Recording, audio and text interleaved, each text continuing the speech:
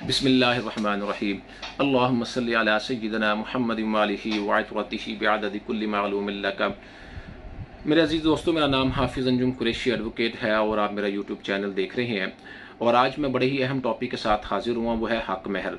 एक तो बहुत सारे मुझसे सवालात पूछे जाते थे, जी हक महर कितना होना चाहिए, हक महर कौन सा होना चाहिए, मुअज्जल होना चाहिए, गैर मुअज्जल होना चाहिए, हक महर के अंदर क्या आया प्रॉपर्टी लिखवाई जा सकती है, नहीं लिखवाई जा सकती है, आया इसके अलावा मूवेबल या इमूवेबल जो प्रॉपर्टी होती हैं वो भी लिखवाई जा सकती हैं या नहीं लिखवाई जा सकती। उसके अलावा जो अगर खामिन फोत हो जाए तो क्या उसकी प्रॉपर्टी से हक महर वसूल किया जा सकता है या नहीं किया जा सकता।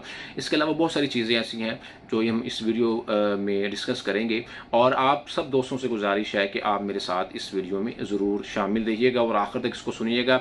अगर फिर भी कोई सवाल रह जाएगा तो इंशाअल्लाह अज़ीज़ मैं उसमें ज़रूर आपका जवाब दूंगा। आप चलते हैं अपनी वीडियो की तरफ। आज का हमारा टॉपिक है वो है हक महर। हक महर आमतौर पर आपको पता है कि शादी के मौके पर मियाँ बीवी को अदा करता है। ये एक मजहबी हमारा एक ड्यूटी होती है, क्योंकि ये जो निकाह होता है वो दो मियाँ बीवी के दरमियान एक कॉन्ट्रैक्ट होता है, लीगली भी और मजहबी लिहाज से भी ये एक कॉन्ट्रैक्ट है। और इस कॉन्ट्रैक्ट में खामिंद जो है वो बीवी के साथ जो भी उसने हक महर तय किया होता है वो उसको मौके पर अदा करता है या बाद में अदा करता है। और ये अक्सर मामला आपने शादी में देखा होगा कि शादी ब्याह के मौके पर अक्सर आपस में इस बात को लेकर झगड़े भी पैदा हो जाते हैं। तो चलते हैं, पहले तो मैं आपको बताता हूँ कि हक महर जो है एक तो दो किस्म के होते हैं, एक मुअज्जल है और दूसरा गैर मुअज्जल। जो मुअज्जल है वो गैर मुअज्जल है, उसमें दोनों तरीके इसमें राइज किए जाते हैं। एक तो आपको ये बताता चलूँ कि मुअज्जल क्या है और गैर मुअज्जल क्या है। असल में अरबी का लफ्ज़ है, ये दोनों लफ्ज़ अरबी के हैं, अरबी से ये चीज़ें जो ड्राइव हुई हैं वो हम तक पहुँची हैं। इसमें जो लफ्ज़ मुअज्जल है इसका मतलब है उजरत में आप फौरी तौर पर अदा कर देते हैं निकाह के मौके पर। यानी कि आप शादी के मौके पर आपने एक रकम तय की 50,000 रुपया कि जी मौके पर अदा हो गया। मौके पर अदा शुद्ध इसका मतलब होगा कि आपने 50,000 रुपया या 1,00,000 रुपया फौरी तौर पर मौके पर अदा कर दिया। एक हक महर वो है कि जो आप कहते हैं जी आप तय कर लेते हैं कि जी शादी के बाद हम इसको अदा कर देंगे। आप 1,00,000 रुपया या 2,00,000 रुपया आप तय कर लेते हैं, उस पर आप बाद में आप लिख देते हैं जी ये मुअज्जल है। आम तौर पर यह गैर मुअज्जल लिखा होता है, यह लफ्ज़ गलत है। ये मुअज्जल है, मीम वाओ के ऊपर हमजा और लाम है, ये मुअज्जल है। इसका मतलब है कि ऑन डिमांड या बाद में आप शादी के बाद निकाह के बाद आप इसको अदा कर सकते हैं। तो इस सूरत में ये दो चीज़ें होती हैं। लेकिन एक सवाल ये भी बार बार दोस्त पूछते हैं कि आया ये दोनों हक महर की जो किस्में आधी आधी लिखी जा सकती हैं। बिल्कुल ऐसा होता है और ऐसा हो भी सकता है। और आम तौर पर ये देखा भी जाता है कि मुआशरे में आप देख रहे होंगे कि आपने एक निकाह के मौके पर ये बात तय कर ली कि मैं आपको अपनी खतून को, अपनी बीवी को 50,000 रुपया मौके पर अदा कर दूंगा और बाकी 2,00,000 3,00,000 या बाकी जो 50,000 रुपया आप तय करते हैं तो वो बाद में आपको मैं अदा कर दूंगा। जो बाद में अदा करने वाली बात होती है वो किसी वक्त भी खातून ऑन डिमांड उसको मांग सकती है। ये बात याद रखिएगा, इस बात को मत भूलिएगा। वो अगर आप नहीं देखते तो जो वो हकूक़ ज़ौजत है उसको पूरा करने से वो इनकार भी कर सकती है। और अगर वो आके अदालत में भी कह सकती है जी मेरा बाद में इन्होंने 2,00,000 रुपया तय हुआ था या 3,00,000 रुपया तय हुआ था जो अभी तक इन्होंने अदा नहीं किया। अच्छा, यहाँ पर एक बात मैं मज़ीद करता चलूँ। अक्सर आपको पता होगा कि अक्सर के दोस्त कहते हैं जी हक महर के बगैर शादी हो सकती है कि नहीं हो सकती। बिल्कुल नहीं हो सकती। ये बात जहन में रख लें। ये मजहबी तौर पर मैं बात कर रहा हूँ, कानूनी तौर पर भी यही बात है कि आप बगैर हक महर के आप शादी नहीं कर सकते। कुछ ना कुछ आपको उसमें अदा करना पड़ेगा। अगर आप अदा करके वापस बीवी से ले लेते हैं वो एक अलग मामला है, या आप बाद में अगर कोई मामला आप अदा कर लेते या आप तय कर लेते हैं, तय करने के बाद कुछ रकम जो आप 1,00,000 रुपया तय करते हैं और बाद में अपनी बीवी से मिन्नत समाजत करते हुए आप जनाब उनसे अक्सर माफ़ करवा लेते हैं, वो एक अलग मामला है। लेकिन जब आपका निकाह हो रहा है उस वक़्त ज़रूर आपको लिखना पड़ेगा। ये बात यह है, ये एक लाजमी हिस्सा है निकाह का, इसके बगैर नहीं हो सकता। अब चलते हैं एक बड़े अहम सवाल की तरफ कि हक महर होना कितना चाहिए।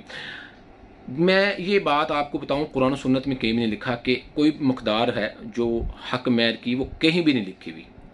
کہ جی آپ تو عام طور پہ آپ نے معاشرے میں سنا ہوگا جی شرعی حق مہر لکھوانا جیسی 313 پہ پتہ نہیں کتنی آج کل وہ چل رہا ہے کہ جناب یہ شرعی حق مہر ہونا چاہیے. ایسا کچھ نہیں ہے. جبکہ ایک دفعہ نبی پاک کریم صلی اللہ علیہ وسلم نے جب حضرت اماں فاطمہ اور مولا علی کا جب نکاح فرمایا تو مولا علی سے پوچھا تھا اے علی تمہارے پاس کیا ہے؟ تو مولا علی نے فرمایا تھا جی یا رسول اللہ صلی اللہ علیہ وآلہ وسلم میرے پاس ایک ذرہ ہے. تو آپ نے فرمایا اس کو میں وہ حق مہر میں پیش کرنا چاہوں گا یا اس کی رقم میں پیش کرنا چاہتا ہوں. اس طرح کا واقعہ ہے، یعنی کہ جو آپ کے پاس ہے وہ آپ پیش کر سکتے ہیں. میں جو مذہبی ہمارے اسکالر ہیں انہوں نے اس کی انٹرپریٹیشن کرتے ہوئے اس طرح اس کو تشریح دیا ہے کہ میاں اور بیوی دونوں کے درمیان جو معاملات جب حق مہر طے ہوتے ہیں تو پھر اس میں دو چیزیں دیکھی جائیں گی، ایک خاوند کی طرف سے اور ایک میاں بیوی کی طرف سے. جو بیوی ہے اس کی طرف سے یہ بات دیکھی جائے گی کہ آیا وہ کتنی پڑھی لکھی ہے اور اس کے خاندان میں حق مہر متعین کرنے کا کیا رواج ہے.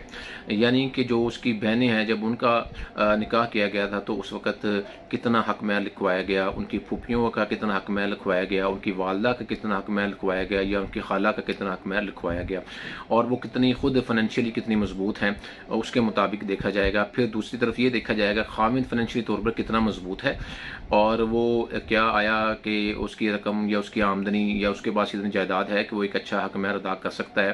تو اس کے مطابق ہی آپس میں معاملہ طے کرتے ہوئے ایک حق مہر کی رقم کو متعین کیا جائے گا. اس میں ایک بات مجھے بار بار یہ بھی پوچھی جاتی ہے کہ آیا حق مہر متعین کرتے وقت کیا آیا کوئی پراپرٹی حق مہر کے طور پر بیوی کے نام کی جا سکتی ہے؟ بالکل کی جا سکتی ہے. یہ بڑا اہم سوال ہے، اس کو بڑا غور سے سنیے گا.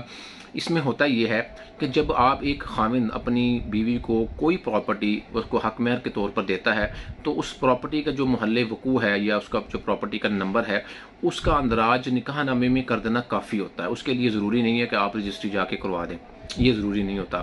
اور آپ جب حق مہر اس کے اندر نکاح نامے کے اندر لکھوا دیتے ہیں بطور کہ یہ پراپرٹی ہے میں اس کو حق مہر کے طور پر دے رہا ہوں تو وہ پراپرٹی وہ اس بیوی کی بن جاتی ہے.